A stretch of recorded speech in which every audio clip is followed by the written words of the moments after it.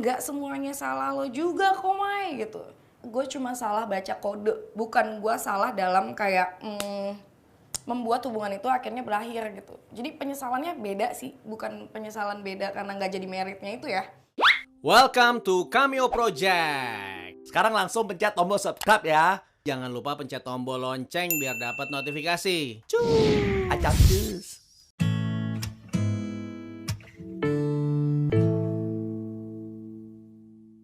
Nama gue Mayang Brizan, tapi biasa dipanggil Mayang. Usia gue 25 tahun, terus kesibukannya gue ya syuting, terus macam-macam, apa aja. Gue mengenal pacaran itu tuh bener-bener baru kayak usia 17 tahun, 16 mau 17 lah. Jadi bener-bener dari zaman sekolah tuh nggak pernah yang kayak pacar-pacaran, bener-bener cuma kutu buku, berangkat sekolah, terus pulang sekolah selalu kayak gitu. Nah, terus gue ngerasa suka nih sama orang, umur gue 17 tahun sih. 17 tahun dan gue pacaran waktu itu. Dia jauh lebih tua, 5 tahun lah. Pokoknya sekitar segitu. Terus udah gitu, langsung 3 tahun, karena kan kayak gimana sih kalau misalnya lo nggak pernah ngerasain pacaran, terus tiba-tiba lo diperhatiin, ya kan? Terus lo kayak disayang, terus akhirnya lo nyaman, terus ya udah berjalan selama itu. Terus udah gitu gue putus, gue coba lagi pacaran. Itu tuh sama playboy, bisa dibilang playboy sih. Temen gue bilang, jangan deh lo sama dia, kenapa? Ih pengen coba gue gini-gini segala macem. Nggak berjalan lama sih sama yang itu, kurang lebih setahunan. Terus ketiga gue pacaran sama yang terakhir, itu yang gue anggap benar-benar gue ngerasa kalau misalnya intens pacaran ya, bukan yang kayak sekedar suka terus nggak mau lagi, bukan yang kayak gitu. Ini benar-benar kayak dari awal dimulai sampai habis sampai putus, 3 orang itu sih. Gue suka cowok yang tinggi pastinya. Terus gue suka cowok yang nggak gemuk, tapi nggak kurus banget juga gitu, kayak sekel gitu, seneng aja gue ngeliatnya. Itu fisik ya. Pembawaannya juga kayak apa kata-kata yang keluar dari mulutnya dia pertama kali itu nentuin banget sih kalau gue ya. Kayak misalnya gue ngomong sama dia, nggak ngomong yang soal berat-berat, nggak usah yang ngomong kayak gimana-gimana, tapi cara dia ngomong itu gue langsung kayak, oh nih orang kayaknya tipenya gini. Gue tipe yang scanner sih sebenarnya. Kayak dari awal tuh gue kayak lihat, oh nih orang gini, oh nih orang gini. Tapi jadi konsumsi gue pribadi, gue nggak akan ngejudge kayak lo gini ya, lo gini, nggak kayak gitu. Jadi konsumsi buat gue pribadi. Bertanggung jawab sama waktunya sendiri. Gue lebih suka punya pacar yang sibuk. Jadi dia tahu nih apa goals yang mau dia capai. Sekarang ya gue berpikir gitu. Jadi meminimalisir yang namanya keributan kalau menurut gue. Karena kalau misalnya kayak si cowoknya tuh maunya deket terus sama ceweknya, terus gue juga maunya deket terus sama dia, itu pasti kayak crash, bakalan ada crash. Karena apa? Waktu yang diminta terlalu banyak. Ketika salah satunya tidak bisa memenuhi, itu bakalan jadi berantem sih menurut gue. In a week ketemu sekali, kangen-kangenan deh, ngobrol, kayak lebih work sih menurut gue. 6 belum yang se-perfect tadi gue bilang ya. Kalau cicilannya mah ada, maksudnya kayak beberapa sifat di sini ada di si dia, ada di sini ada di si dia. Tapi untuk yang plok tadi seperti gue bilang dari awal sampai akhir belum. Pernah sama yang pertama kebetulan. Jadi gue 3 tahun pacaran, seperti yang gue bilang, sebelumnya gue tidak pernah pacaran. Jadi itu pertama kalinya bener-bener gue ngerasa diperhatiin, gue ngerasa disayang, oh bener-bener dia into me gitu.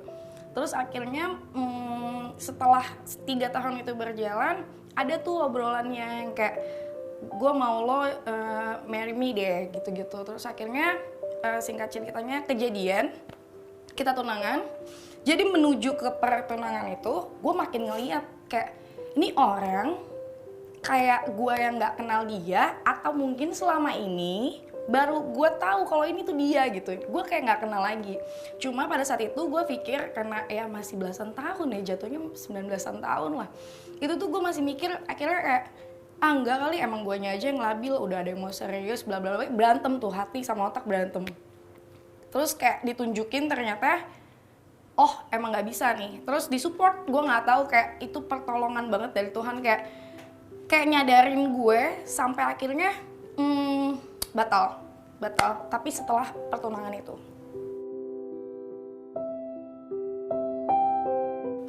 Waktu itu tuh gue ngerasa ini orang masih bisa dimaafin, pertama. Kedua, terus berulang seperti itu. Sampai akhirnya, kok lo kayak nguji gue ya? Gue gak bisa. Dan feeling itu hilang, total hilang. Mungkin karena sudah keseringan seperti itu ya. Jadi gue ngerasanya kayak, kok gue gak ngerasain apa-apa lagi ya? Jadi pada saat gue membatalkan pernikahan itu, jadi kebetulan dia kerja di daerah Papua. Terus dia balik, terus gue yang kayak, gue mau ngomong dong gitu. Ini setelah dia menampar ya ibaratnya. Ada kejadian yang menampar gue banget ibaratnya. Dia datang ke rumah, gue ngomong, dia dengan pembelaannya dia masih mau bertahan, dia masih mau ya dia menyadari itu kalau itu berlebihan. Terus akhirnya gue bilang no, gue nggak bisa. Jadi setelah gue memutuskan untuk membatalkan pertunangan itu, gue bener-bener udah nggak punya perasaan apapun. Dan saksinya teman gue sendiri. Dia masih ada di rumah, gue cabut order taksi, gue langsung ke tempat teman gue. Nyokap gue itu tipenya tuh kayak apa sih? Dia tuh tipenya kayak ya ibu-ibu yang nggak gaul lah. Ibaratnya kayak kalau misalnya ada cowok datang ke rumah nih, dia taunya pacar terus bakalan married gitu ibaratnya. Jadi kayak gue bawa cowok ke rumah gue, ya cuma orang yang pertama doang yang gue kenalin secara langsung, yang lainnya lo telepon gitu-gitu. Jadi kayak mereka nyokap gue taunya gue punya pacar ya itu yang terakhir nggak jadi merit aja. Sometimes tuh kayak Mayang, kok nggak pernah bawa pacar lagi sih gitu. Dia ngomong gitu karena dia takut gue nutup diri. Padahal nggak tahu aja kan gue jalan sama siapa, cuma nggak mau gue bawa ke rumah karena takutnya nyokap nanti expect gue bakal merit lagi. Jadi kayak dia nanya tapi bukan nanya yang kayak deadline waktu. Biasanya kan kalau orang tua pada umumnya kan kayak kapan merit, itu beneran keinginannya. Kalau yang gue baca dari nyokap gue, dia nanya seperti itu tuh justru dia takut gue kena si yang pertama itu. Jadinya gue takut buat melangkah. Sebenarnya enggak. Dulu iya, gue berpikir kalau misalnya pacaran ya merit ya karena yang pertama tadi. Terus pas gue putus sampai yang ketiga ini nih, yang terakhir, jadi gue masih single.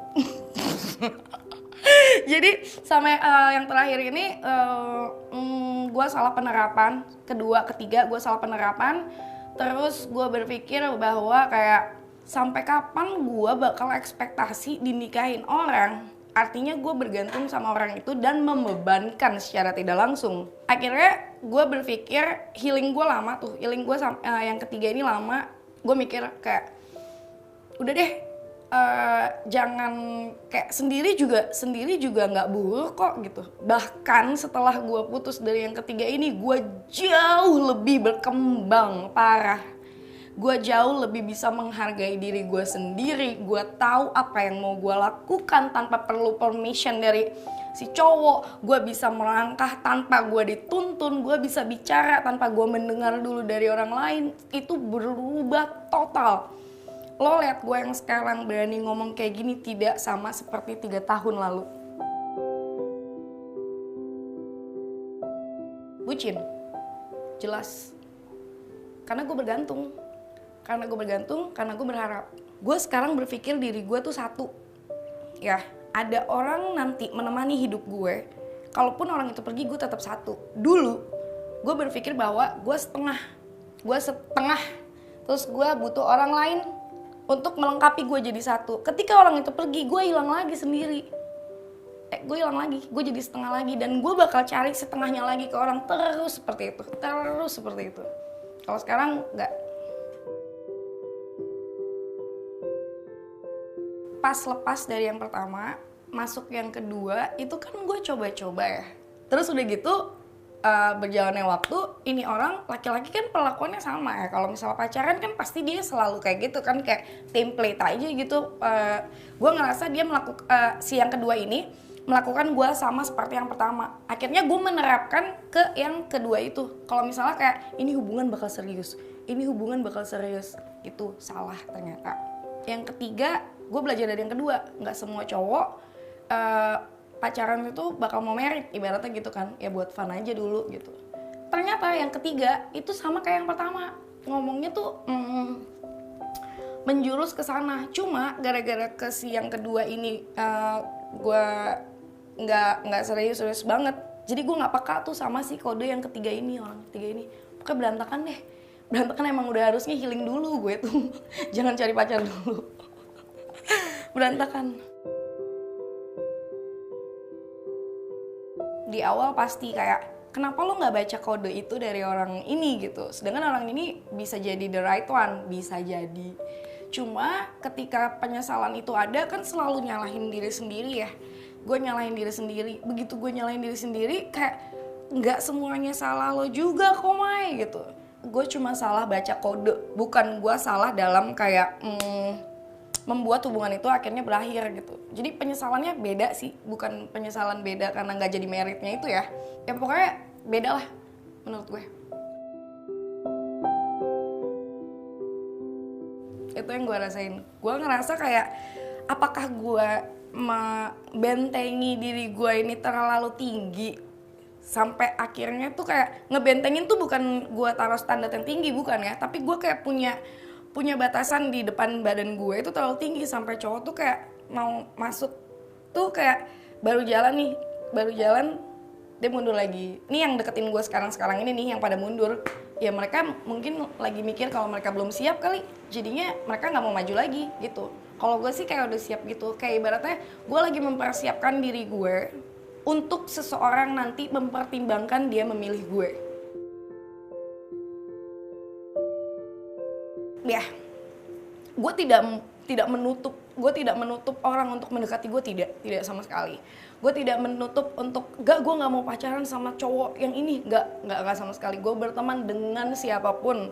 Malah healing gue ini bikin gue belajar untuk kayak tahu karakter orang lebih jauh, kayak tanpa lo ngomong, tanpa lo, ya karena gue scanner itu kan tadi gue bilang.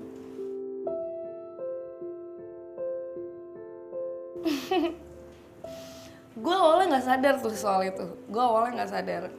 Raquel itu jadi orang terdekat gue pada saat masa-masa healing gue. Dia tepuk gue waktu itu. Lo sadar nggak sih? Lo kayak orang trauma tau?